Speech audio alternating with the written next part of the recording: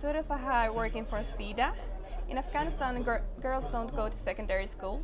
Do you think there will be an issue in terms of finding female teachers in the future? Thank you very much. This is in fact a very good question. Yes, in Afghanistan currently girls are not attending secondary education,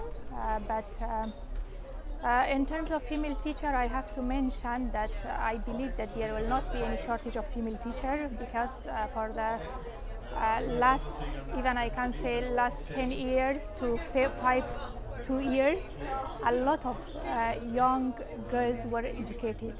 And these girls were not only have their secondary education, but there were a lot of opportunities for them in terms of public school universities, private universities, and they were a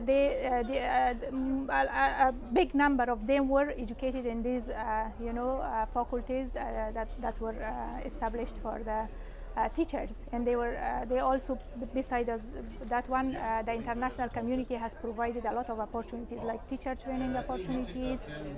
There were some programs called intensive in that sort of country. Even the secondary girls who were studying at schools at the same time they were or those teachers who were in the teaching, they were already teachers, sort of like capacity building were provided for them. So a lot of resources are there, it can be used, and I believe that there will not be shortage of female until for another year and 2 years. So until and I hope that the situation for the secondary girls will be changed. Yeah. Do you think that the dress code will be a barrier for girls accessing education? In general, I don't think so, because I was the one who used to even cover my face during the different regimes. So that never was a barrier for me. And Afghanistan, I believe, is a country that they are having their own like sort of hijab.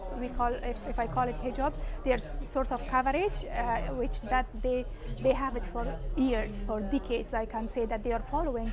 I'm not on favor of covering my face, but I'm now talking about a society, a community that has used with this tradition, with this culture, and then most of them, they are accepting that one.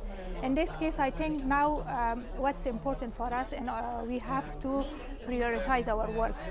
Even the international community, they have to prioritize, they have to see what's important for the country in this situation.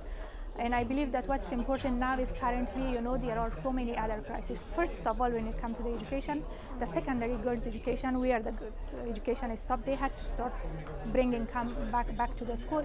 And there are so many other issues in terms of humanitarian crisis, in terms of like other poverty-related issue, in terms of economy development, the poverty. The situation is in a very critical. The country passing through a very critical situation. So that has to be, prioritized. And I believe that